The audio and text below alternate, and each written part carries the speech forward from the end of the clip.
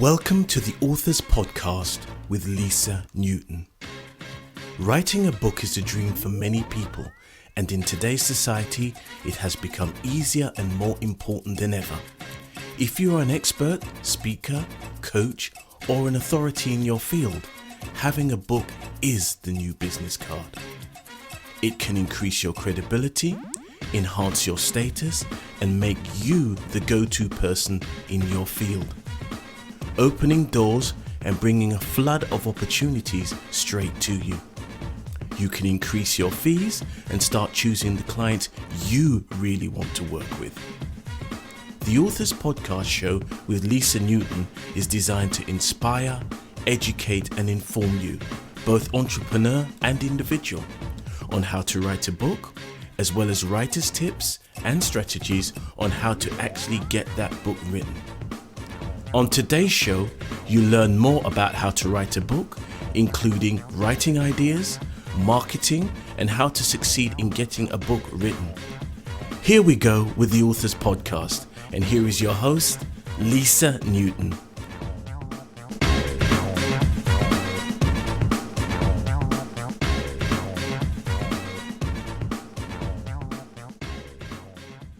Welcome to another episode of the Authors Podcast. Today my guest is Maxwell Ivey, known around the world as the Blind Blogger. Award-winning self-help author, hilarious motivational speaker, prolific podcast and radio show host, guest, online media publicist and host of the What's Your Excuse show. I have on the line Maxwell Ivey. His latest book is called The Blind Blogger's New York City Adventures and How You Can Make Your Dreams Come True. So on the line, do I have Max? Oh, hi, Lisa. Yes, you do have me. Excellent. So, Max, I was intrigued, absolutely intrigued by the name The Blind Blogger. I've read up on your autobiography and it says that you lost your sight at age 12. Right. I had had some vision loss before then, but I had a big loss in vision at that time when I had to start using a white cane and they started teaching me Braille, and I began getting lessons in how to navigate things such as crossing streets, taking buses, going to the airport, etc. So I was more than legally blind by then. It stayed kind of pretty constant until I was in college, and then it decreased again down to what I have now, which is light perception, or as I see it, total blindness. So you've had a very eventful life because you were born into a family of carnival owners in Texas. So what was life like growing up?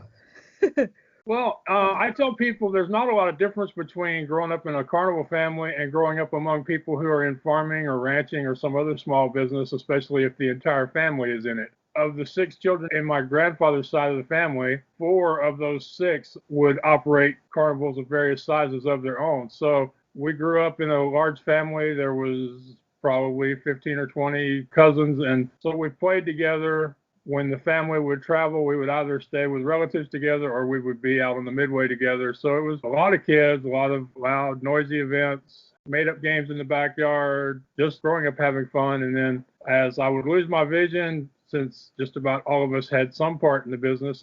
First, my grandmother put me in the food wagon, boxing up the popcorn and putting the syrup on the snow cones. And then later I would operate some kids' games. And then after I went off to college and worked for the IRS for a while, I came back. And at that time, I ran some kids' games and I also did the booking. So I spent a lot of time calling people up and asking them if they would like to have our carnival at their event. And as a result, I spent a lot of time with people telling me no. So you actually started your own business and you were buying and selling amusement rides, and you learned how to blog using software for visually impaired people. And then you made a name for yourself online and you now share your experiences on The Blind Blogger. Right. I've actually made a name for myself twice, although I hate to say that because it sounds like I'm bragging. That's fine. Especially since I didn't choose either name. As helping people sell surplus amusement rides and games, I've had the pleasure of trying to help the people in Gogo Lake, Ohio, sell their beloved wooden roller coaster so it wouldn't have to be demolished. They were so happy with my respect for their history and the ride that they started calling me Mr. Midway, and that's kind of stuck. So in the amusement world, I'm Mr. Midway. And then with the blogging side of it, I was online promoting the equipment sales. This was before I started the second website.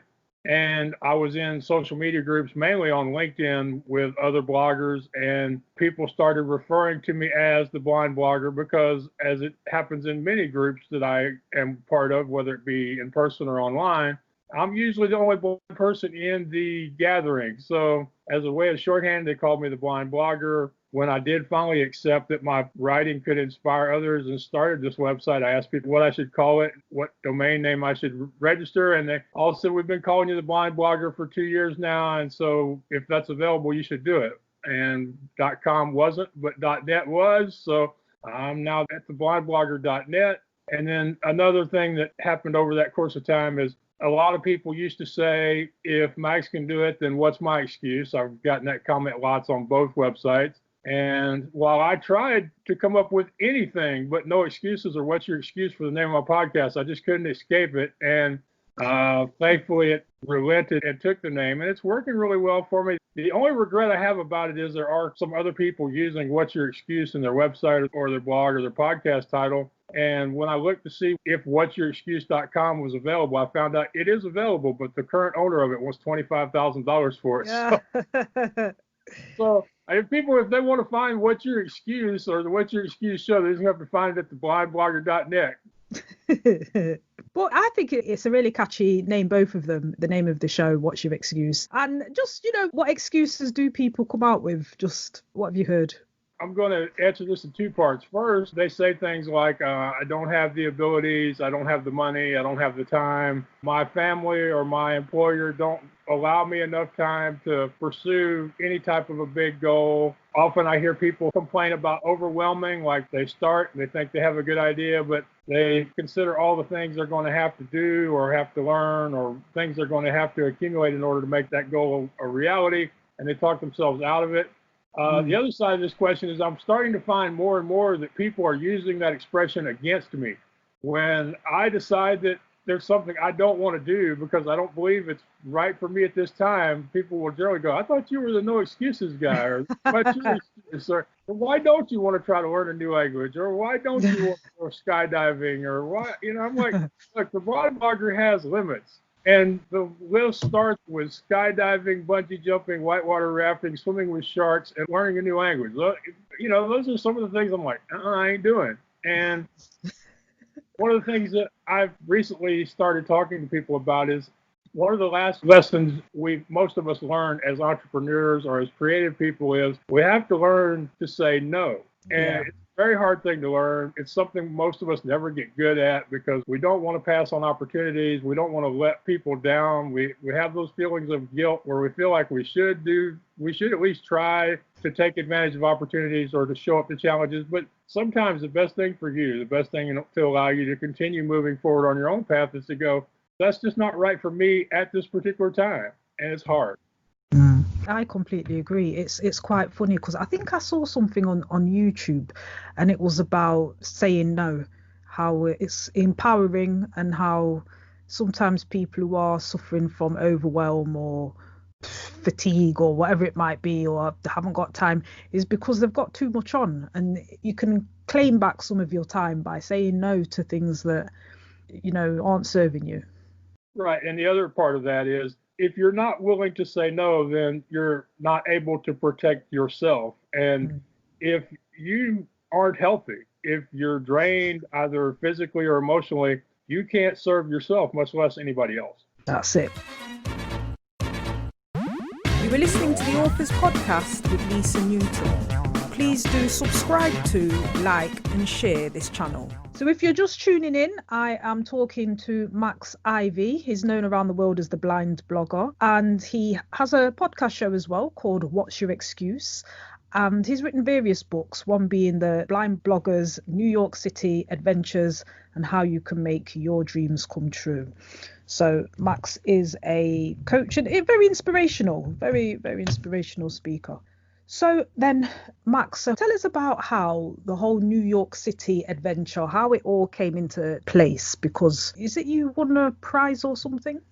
Right. In end of 2015, I was feeling frustrated with not being able to meet more people face to face. Even though I had been doing the podcast and radio interviews and connecting with people that way, the transportation options in my city are, especially out in the suburbs, are nowhere near what they are in the UK. So a lot of times if I had wanted to be at an event, it would have meant taxi or Uber that would have been expensive, or it would have meant coordinating with somebody else. And oftentimes on a Saturday or a Sunday when most events happen, that wouldn't have really been easy because most of the people I would have asked would have been at work during the week. They would have been wanting to relax at that point. So I was feeling frustrated. I started filling out applications to anything that would give me the opportunity to travel somewhere else at somebody else's expense. And one of the things I entered is the Amtrak Riders in Residence competition, which is a national competition put on by our train service. And thousands of people from all over the country compete in it. They submit a writing sample, and the idea is if you're picked, they will send you on a trip anywhere in the United States so that you can get away from your regular life and you can get those writing juices going. You can be exposed to new scenery and new people, and hopefully come back and create a new writing project, or in many people's cases, they created their writing while they were on the train. In fact, that's where it started. There was an author from Paris who came over to the U.S. to do a conference in Chicago who had been having trouble with writer's block and finishing her latest proposal or manuscript. And she had to take a train from New York to Chicago. And by the time she got off the train in Chicago, she had sorted her manuscript and sent it off to her publisher. And she told the people in Amtrak about it. And they were like, that's such a great story. We want to do it. And it's become a thing. I submitted the first few chapters of my first book, Leading You Out of the Darkness into the Light, and surprisingly, they picked me, even though if you'd looked at their website and read through some of the past winners, I was probably one of the least qualified or least accomplished or least accolade award holding type person that applied for it, but they saw something in my writing and chose me. And then when it was my time to pick where I wanted to go, I decided, well, do I want to go where I think I should go, or do I want to go where I just really want to go? And the one thing that was in my heart was to go someplace really big. And it came down to choices between Los Angeles and New York. And I decided on New York during the Christmas and New Year's holidays of 2016. And it was a great trip. Part of the book is about how the Amtrak people, they just pay for the train ticket, the food, and the lodging aboard the train. They do not pay for your stay once you get where you're going. So arranging my stay in New York, finding the money to pay for where I was going to stay, doing the Airbnb as opposed to hotels, a lot of things I had to figure out, including a crowdfunding campaign that I did for the first time.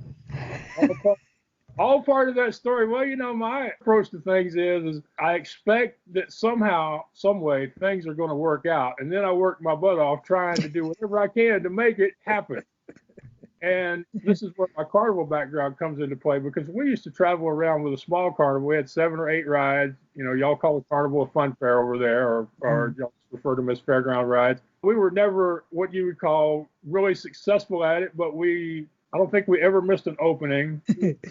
I used to tell people, yeah, we would get there, but we probably wouldn't win any style points getting there. Our equipment was never, top of the line, brand new, but it was always safe, clean, and reliable. And, we really took the approach that, do we have anything out here that we wouldn't want our kids, grandkids, nieces, or nephews riding on? So, in fact, I don't think we had but 2 accidents in over 25 years of being in business, and neither one of them was a serious accident. So, but over those years, you get this attitude of somehow, some way, we're going to get open. And we don't know exactly how we're going to do it. We don't know who's going to do what or what kind of adventures we're going to have along the way, but we're going to get there. And that's how I approached the New York City thing, because as late as, I left on December 15th or 16th, I think. As late as the first week of December, I didn't have the money for my rent. I actually left Houston, Texas with $400 in my pocket to go spend a week and a half, almost 2 weeks in New York City. And New York's expensive. I'm not gonna ruin the story for people and tell them how it all worked out, but there's some fine moments along the way. I have a good friend. Her name is Lorraine Reguly. She's edited my books. She has a website called wordingwell.com, and I like to mention her because I don't think my first book would have been written, or at least not published as soon as it was, without her. And she recently said, Max, you get into more stuff than anybody I know of, but you always seem to come out of it smelling like a rose. And I just tell her, I spent all them years helping drag a carnival around the country, and you just get to the point where you're just not used to having everything go your way. we have a saying in the UK, it'll be all right on the night. So it's, and the thing is, in life, sometimes you can't control all the variables, and sometimes you just have to kind of let it go and be like, you know what, it will be all right.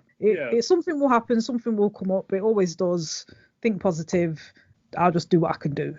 Yeah, my dad used to tell us that when we had more rides open than we had people to run them. He'd say, you can only do as much as you can do, so don't hurt yourself or get somebody else hurt by trying to do more than you can do. Yeah, no, it's a good it's a good philosophy to have, and it was one of your things you do. You help others achieve their goals, and through personal coaching. So I think you've got to be a positive person in order to do that. Yep, I agree with you. It does help a lot that I'm positive. It also helps that I have many years of experience in finding the positive. A lot of people have tried affirmations. They've tried seeking the positive, and it doesn't work. And the reason it doesn't work is because they start out thinking they're going to do it today and it's going to work beautifully. But the thing is with affirmations or positive thoughts or gratitude, you have to build up to it. You have to do it every day for an extended period of time before it becomes natural and something that you can actually do when times are really bad for you. I like to say the big key is you have to decide that there's going to be something positive, whether it be an event, an experience, or a person that you'll meet along the course of your day. And that once you decide that something positive is going to happen, or once you decide that something positive has already happened, then you just do like you do with anything else that's lost. You keep looking for it till you find it. And if you can't find it on your own, then you ask somebody else to help you find it. I like to say it's like looking for the TV remote. Sometimes you end up with the couch cushions on the floor, but you did find it. Okay, so you have an assistant, Lorraine, who helps you out, and you mentioned her website. What was that again? Wordingwell.com, and she has helped me with the editing and publishing of my books. And I have many other people who have helped me over the years. I have joked that if I ever get an opportunity to give an acceptance speech, I'll have to think of names to leave out, because there have been so many people who have helped me. And that's one of the other things I'm really working to teach people, because I think one of the big blocks people have is they have this misconception that if they can't do it all themselves, that there's something wrong with them, that they are a failure, weak, inept, stupid, whatever, when in fact most of the really successful people have a team.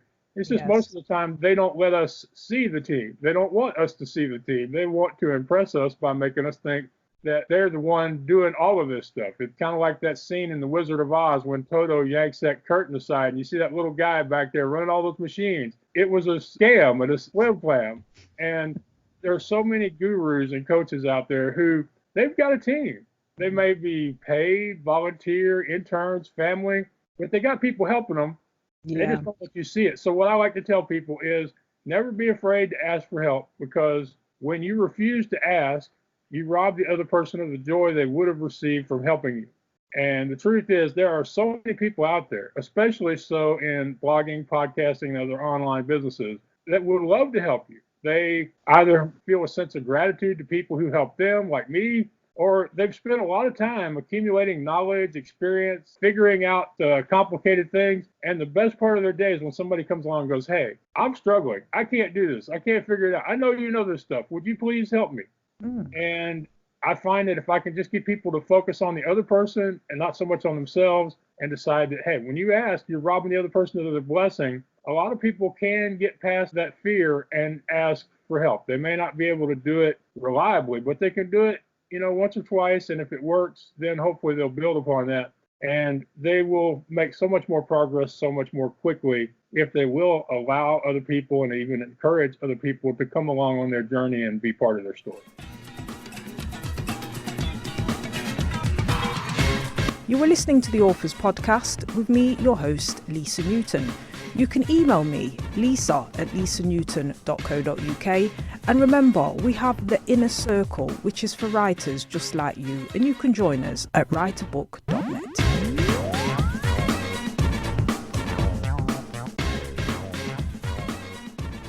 So, listeners, if you're just tuning in, I am talking to Maxwell Ivey. He's known around the world as the Blind Blogger, award-winning self-help author, motivational speaker, prolific podcast and radio show guest, online media publicist, and host of What's Your Excuse show.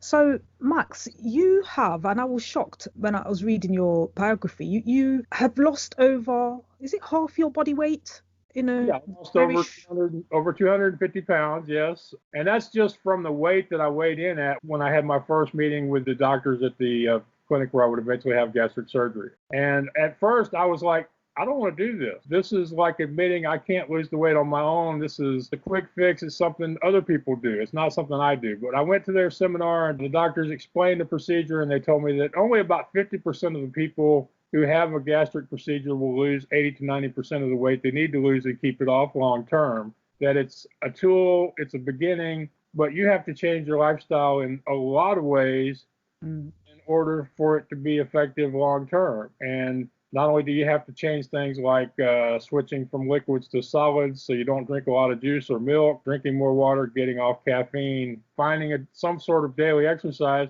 but you also have to change your mindset and see yourself as that new person that's not 500 or 600 pounds and that hopefully never will be again. So it's a lot of changes went into it. And if they hadn't told me it would be work, I probably wouldn't have done it because I'm one of those people. If you tell me it's easy, I'm probably not going to be interested. But if you tell me it's hard, I'm going to have to give effort for it to work. I'm usually in. So after the gastric bypass, right? How soon after then do you see the results? Is it literally instantaneous? Well, I wouldn't say instantaneous, but there is kind of a snowball effect where the progress seems to be much more quicker. In the U.S., we have these nasty things called insurance providers who have to be satisfied before they will pay for a procedure. So from the time I had my first weigh-in till the time I had my surgery was 6 months, and I had lost 81 pounds during the 6 months. And a lot of people ask me, Max, why did you go ahead and have the surgery? And I said, because I had lost weight like that in the past, and it never took. It was never a long-term change. It eventually, if I lost 80, I'd probably gain 100 at some point, put it back on plus 20 more, which is pretty common. Yes. From the time I had the surgery, which is in October of 2012, to, I would say, the summer of 2013 was when I got down to my ideal weight. So I lost 80 pounds in the 6 months before. I lost over 175 pounds in the next 12, 15 months or so after. And you've kept it off? Yes, I've kept it off. I've had some setbacks. I got shingles on my 50th birthday and really didn't do anything I was supposed to do for a couple of months because that thing really will take you out of it. I've had to have a neck surgery because they found some bulging discs in my neck. I've done some traveling, and interestingly enough, when I used to travel with the Carnival, I always gained weight. When I travel to do speaking or book signings, I usually lose weight. So what I need is an extended book tour or something to get. But I am so much healthier. My blood pressure, cholesterol, all the things that they measure to see how healthy you are, they're all great numbers. Just the other day, I was required by my insurance provider to have a A1C test, which is, for glucose to tell if you might be diabetic or in danger of that. And it came out at a 5, and I'm told 6.5 or 7 are considered above normal or high. And they say for somebody my age, my size, who basically abused my body with food for over 30 years, to have a number of 5 is just incredible. So I'm in very good health. I have days where I'm going, Max, you have to do better tomorrow, and I will.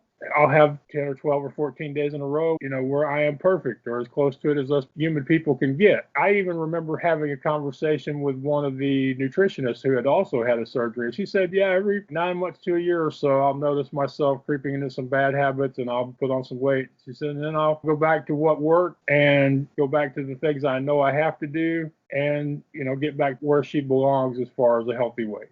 And yeah. Thankfully, I am 6'4", so, I can go about 260, 275, and it's healthy for me. I thought it was funny when I got down to 256 and was, I think, 252 at one point, my surgeon said, Max, I hope we didn't take too much out because I'm starting to worry you're not going to stop losing weight. Like, does that really happen? And he said, not often. But one other thing about the surgery is I had something they call the duodenal switch, which is a newer procedure where they take part of the intestine and part of the stomach. And it allows for a whole lot less issues with gas, with irregularity, with, just things that are unpleasant as part of having the surgery. I'm glad that I went ahead and had the switch instead of having the sleeve or the bypass, And the truth is, I only had that particular procedure because my insurance company wouldn't pay for the sleeve they would pay for the full bypass, but my surgeons explained to me why that wasn't such a good option anymore. They wouldn't pay for the sleeve, but they would pay for the switch, which is a more difficult surgery, requires more people, and costs more money. Hey, I tell people all the time, as soon as you stop expecting insurance companies and politicians to make sense, your life gets a whole lot simpler. And I'm sure a lot of people ask you, oh, how, my gosh, how you lost so much weight? How did you do it? And you have got your book. It's not the cookie, it's the bag. Easy to follow guide for weight loss success. Because a lot of people do struggle with their weight. Oh, yeah. In there, I share some of the things that I learned before, during, and after having the surgery. Because like I say, the surgery was just one part of this whole process. Yeah. And without the things that I had to learn that I share in that book, it wouldn't have been successful. And I think there's some good advice in there, especially about how little exercise it may take in order for somebody to start getting healthier, or why affirmations don't work and how you can make them work. And the most important lesson in that book is the chapter based on that title. And it came from the fact that after I got home from the surgery, I lived with my mom, who's 75, my younger brother, Patrick, he's 7 years younger than I am, so he's 46, I think, and his teenage son, Seth. We share an older house outside of Houston, Texas. And you can't just tell a teenage kid they're never going to have another cookie, because you can't have a bag of cookies in the house. So one week he comes back from the store and he's got one package, mind you, of frozen cookie dough. And he bakes up that one package. We split it 4 ways. Each of us got 3 cookies or 4 cookies. We were able to feel that satisfaction you get from having sugar and chocolate without having a bag of 50 or 60 or however many cookies are in a bag, because I don't buy cookies in a bag no more. Without having that big bag of cookies here in the house calling to you in the middle of the night going, eat me. There's a lot of examples in that chapter. Even if it means a little more money, even if it means a little more trash, if buying in smaller quantities, even buying single serve of things that you enjoy eating, but having a bag or a container of them in the house is not good, then that's one of those things that will work for you. And it was so important to me that somehow that ended up being the title of the book. And, we will go get a half pint of ice cream, because you have a whole half gallon in the house, that's dangerous. It's funny because I remember a friend of mine, I think we were actually talking, we don't call them cookies, we call them biscuits. Right. And I don't know if the analogy we were talking about was cigarettes, and she was saying, if she opens a packet of fags cigarettes, we call them fags over here, she can't just have one, she'll just finish the pack. And I said, yeah, well, can't you just have one? And she says, no, for me, it doesn't work like that. Like biscuits, I can't just have the one, I've got to finish the pack, because I'll know that they're there. And like you just said, they'll be calling to me. So right. The next time you talk to her, suggest this to her. Tell her, have somebody else buy a pack of cigarettes, and then either give her or sell her the cigarettes one at a time. Yeah. If I were, she doesn't have a whole package of cigarettes or fags, then she might be able to control the amount she smokes. Who knows? She might eventually be able to quit. Yes. I mean, she's given up now, but I remember her saying that if they weren't there, she wouldn't necessarily feel the craving. It just because she knows it's there. Yeah. It's almost like she can't help herself.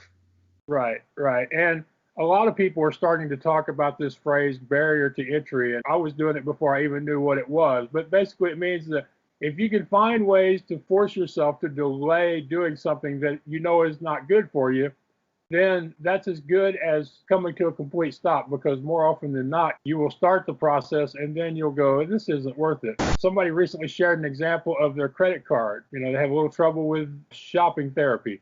And they found that if they would call their credit card company and have the card turned off or suspended or whatever, to where they would actually have to call the credit card company back again to have it turned on before they could make a purchase, that they did a lot better with the amount of money they spent on those credit cards. So, yeah.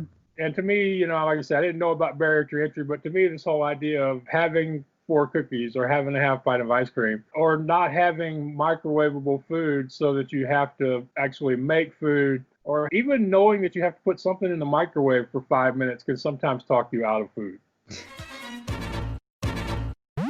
You were listening to the Authors Podcast with Lisa Newton. Please do subscribe to, like and share this channel. So if you're just tuning in, I am talking to Max Ivey. He's known as the Blind Blogger and has written various books, one including It's Not the Cookie, It's the Bag, and also the Blind Blogger's NYC Adventures, How You Can Make Your Dreams Come True. So finally then, Max, you've been blogging a long time. What would you say to people who say, well, if you're blogging, then it's easier to write a book because you're already used to writing? Would you say that you found it easy to write in that sense, or is it still a challenge?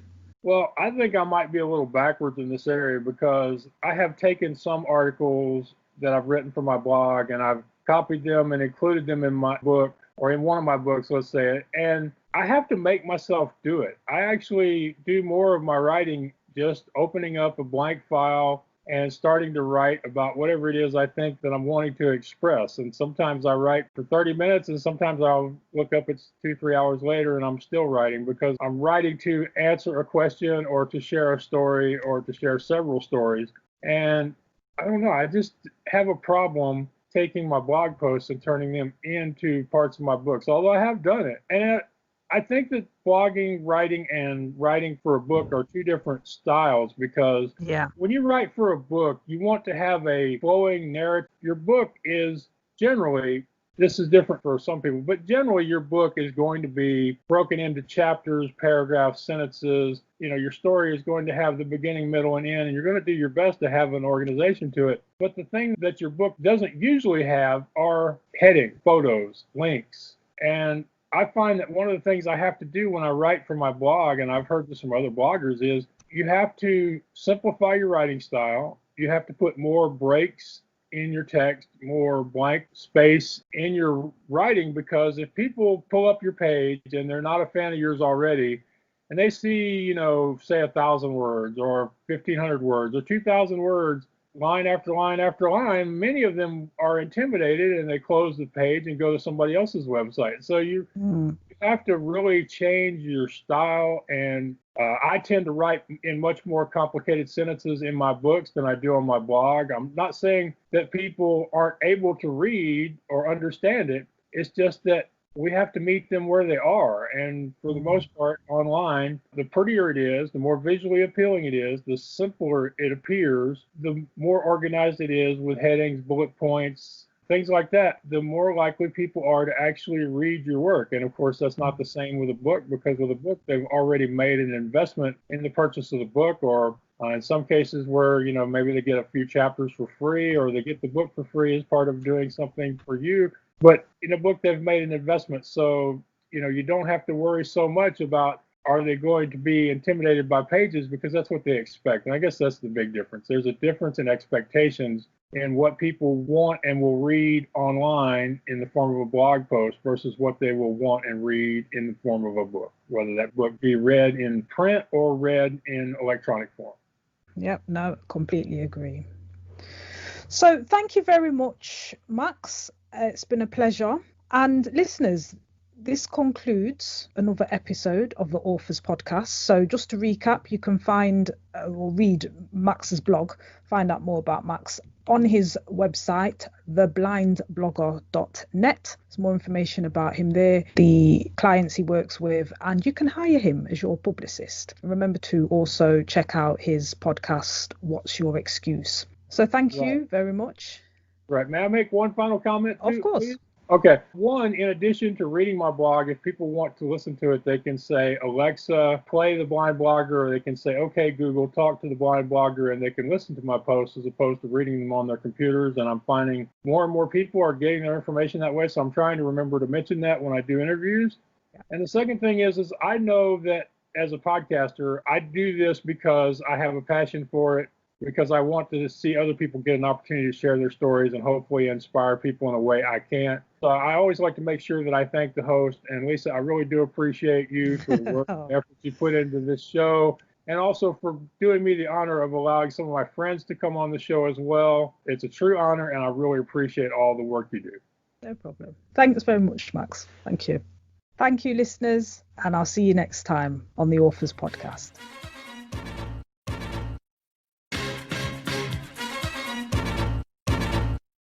You have been listening to the Authors Podcast with Lisa Newton, sponsored by Boogles Limited. Tweet the show at Boogles_books, spelled BOOGLEZ_books.